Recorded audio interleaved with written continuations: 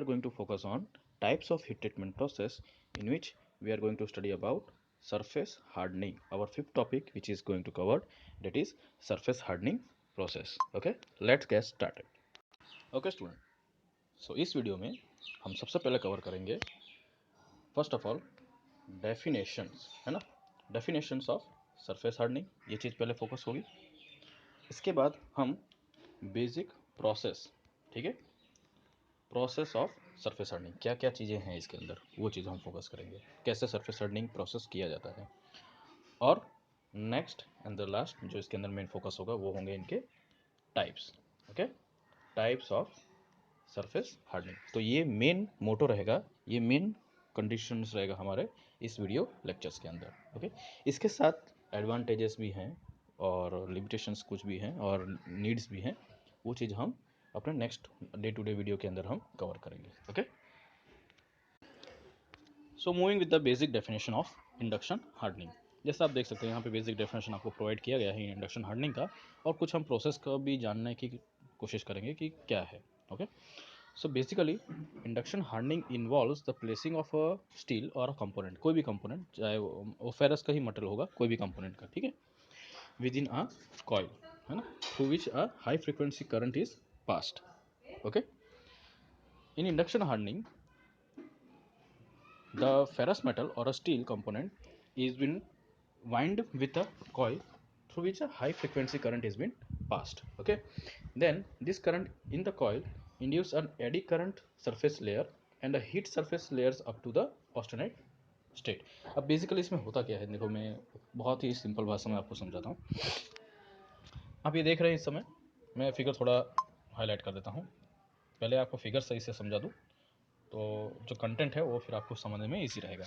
अब आप देखिए यहाँ पे एक ये पहले लाइन डायग्राम हम देखते हैं। यहाँ पे देख सकते हैं आप, यहाँ पे एक आपका मेटल रखा हुआ है, यानी आप अपना मटेरियल बोल सकते हैं, और उसको एक कॉइल से क्या किया गया है, वाइंडिंग किया गया है ना। आप ये देख सकते हैं दिस पोर्शन, इसको वाइंडिंग किया गया है।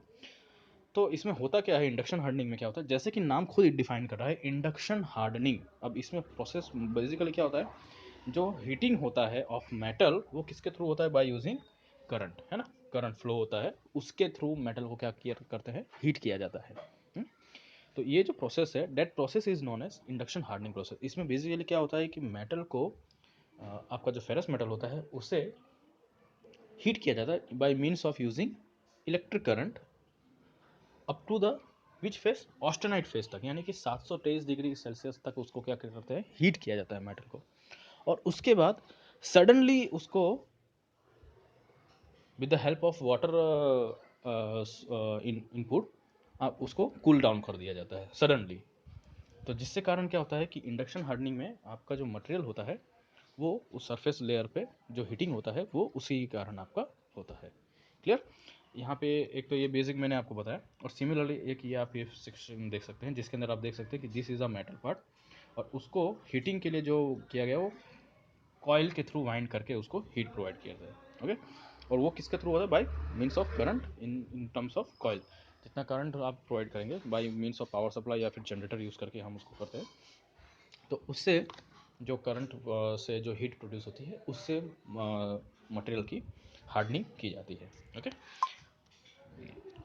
Now moving on the content, आप देख सकते हैं then the surface is immediately quenched, ठीक है, उसको सडनली क्या करते हैं, क्वेंच, जैसे मैंने आपको बताया, and with a cold water, ठंडे पानी से उसको स्प्रे या स्प्रिंकल किया जाता है, and that it transfer into austenite to the martensite. ये फेस है, फेस मतलब कि जैसे मैंने बताया आपको 723 डिग्री रहेगा, तो क्या होगा, वो ऑस्टेनाइट फेस का टेम्परेचर होगा, ठीक है, और उससे नीचे जैसे जाएंगे तो क्या हो जाएगा, वो मार्टेन साइड, मतलब उसका जब टेम्परेचर रिड्यूस होता जाएगा, कम होता जाएगा, तो that temperature is defined by the मार्टेन side section.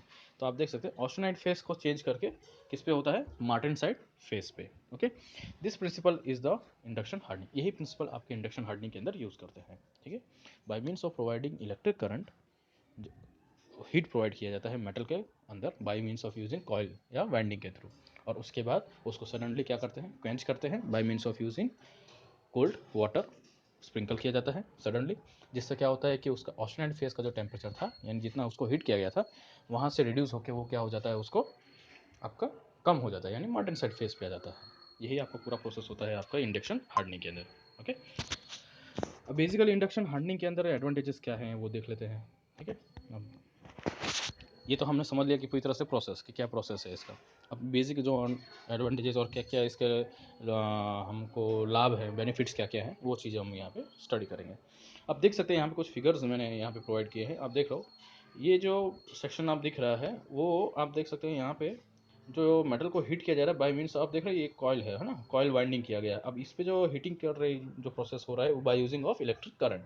जब किसी इलेक्ट्रिक करंट के थ्रू अगर किसी मटेरियल को या हीट किया जाता है मैंने उसके सरफेस को हार्डनिंग के लिए, तो उसे बोला जाता है इंडक्शन हार्डनिंग प्रोसेस। आप देख सकते हैं ये सारे जो कैंक शाफ्ट मटेरियल्स हो गए, कैम शाफ्ट मटेरियल्स हो गए, कैम हो गए, फॉलोवर्स हो गए, उसके साथ साथ आपके कनेक्टिंग रॉड हो गए, है ना, वॉल्व्स के जो पार्ट्स हो गए, है ना, inlet and outlet valve in IC engine, तो वो सारे पार्ट्स जो हैं उन वो सब आपके इस इंडक्शन हार्डनिंग के प्रोसेस के थ्रू बनाया जाता है। ओके, इसके एडवांटेजेस बेसिकली क्या है, the advantage of hardening that is over flame. अभी फ्लेम हार्डनिंग के कंपैरिजन में इसका एडवांटेजेस चेकआउट कर रहे हैं कि that it's timing speed and ability of harden small parts, यानी इसमें स्मॉल पार्ट्स जो होते हैं उसको हम हार्डनिंग बहुत अच्छी तरीके से कर सकते हैं इंडक्शन हार्डनिंग के अंदर। ठीक है, स्मॉल पार्ट्स जैसे आपके नट्स हो गए, बोल्ट्स हो गए, छोटे वॉल्व्स हो गए, वॉल्व्स के पार्ट्स हो गए, स्क्रूज हो गए, तो इन सबको अगर हार्डनिंग करना हो तो ये इंडक्शन हार्डनिंग से आप बहुत इजीली कर सकते हैं।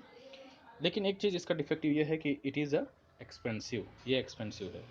ठीक है, एक्सपेंसिव है compare to the flame hardening, क्योंकि ऑब्वियसली आपका करंट आप यूज़ कर रहे हो और उसके साथ साथ आप वाइंडिंग कॉइल यूज़ कर रहे हो, तो ये क्या वो पूरा सेटअप जो होता है वो थोड़ा कॉस्टली होता है। फ्लेम हार्डनिंग जो इसका नेक्स्ट पार्ट है that is suitable for medium carbon and alloy steel, इसके लिए ये बेसिकली सुटेबल है। कहाँ पे एप्लीकेशन होता है, जैसे मैंने आपको ऑलरेडी बताया, जैसे कोई पार्ट्स जैसे कि आपके क्रैंक शाफ्ट हो गए, कैम शाफ्ट हो गए, कनेक्टिंग रॉड हो गए, गियर, सिलेंडर्स, छोटे जो स्मॉल पार्ट्स होते हैं आपके वॉल के, आईसी इंजन के, वहाँ पे ये आपके इंडक्शन हार्डनिंग प्रोसेस किया जाता है। ओके, सो ये था आपका basic induction hardening process. Next we will going to move on flame hardening.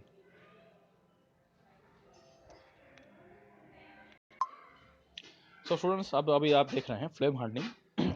जैसे ही हमने देखा इंडक्शन हार्डनिंग के अंदर कि मटेरियल को हीट करते हैं bye means of using what, current, electric current, है ना, इसलिए उसका नाम है इंडक्शन हार्डनिंग कि इंडक्शन का प्रोसेस मतलब ही यही है, bye using of electric current किसी चीज़ को हीट प्रोवाइड करना। But in case of flame hardening, अब जैसे नाम सजेस्ट कर रहा है फ्लेम हार्डनिंग, मतलब सीधा सीधा है कि कोई फ्लेम के थ्रू क्या होगा, हीटिंग होगा। हाँ, जैसे फॉर एग्जांपल अभी मैं सिंपल सा दूं, तो जैसे आप अपने घर पे किचन में गैस यूज़ करते हैं, तो वो गैस जब आप उसको ऑन करते हैं तो क्या निकलता है, उसमें से फ्लेम निकलती है ना, गैस की फ्लेम निकलती है। वो फ्लेम से क्या होता है, आपका बर्तन या आपके जो खाना आप बनाते हैं तो वो क्या होता है, हीट होता है ना। तो that types of hardening is known as, तो बाय यूजिंग ऑफ मोड्स क्या है उसमें, आपके गैस के थ्रू अगर किसी हीट को अगर प्रोवाइड कर रहे हो आप और उसको बाद में किसी हार्डनिंग प्रोसेस के लिए अगर आप यूज़ कर रहे हो, तो that types of hardening is known as flame hardening. इसी चीज़ को हम डिटेल में देखते हैं।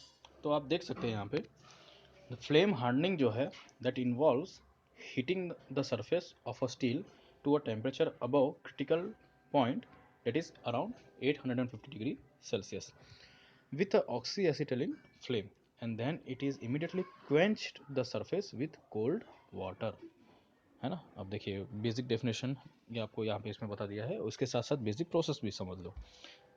जिस तरह से हम इंडक्शन हार्डनिंग में bye using of current use करके हीट प्रोवाइड कर रहे थे, इसमें हम क्या करेंगे, फ्लेम के थ्रू हम इसको हीट करेंगे, और वो भी कौन सा फ्लेम है आपका, ऑक्सी एसिटिलीन फ्लेम। ठीक है, ऑक्सी एसिटिलीन फ्लेम हम यूज़ करेंगे और उसके थ्रू क्या होगा, हीट जनरेट होगा। ठीक, और हीट से उसके बाद क्या होगा, इमीडिएटली हम क्या करेंगे, उसे क्वेंच करेंगे with a cold water. Process वही है, सिर्फ आपका जो मोड्स ऑफ इनपुट है हीट प्रोवाइड करने का वो चेंज हो जाएगा। इंडक्शन हार्डनिंग में करंट यूज़ होता है, ऑक्सी और फ्लेम हार्डनिंग के अंदर ऑक्सी एसिटिलीन फ्लेम यूज़ करेंगे। Clear. Heating transfer the structures of a surface layers through austenite and then quenching change into martensite। ठीक है, सेम वही कंडीशन। हीटिंग के दौरान क्या होता है कि आपका जो मटेरियल का स्ट्रक्चर होता है वो ऑस्टेनाइट फेज तक जाता है, और सडन कूलिंग करने के बाद यानी क्वेंचिंग प्रोसेस करने के बाद उसको क्या होता है, डायरेक्टली वो क्या हो जाता है, आपके मार्टेनसाइट वाले फेस में आ जाता है, टेम्परेचर रिड्यूस होता है and come into the martensite face.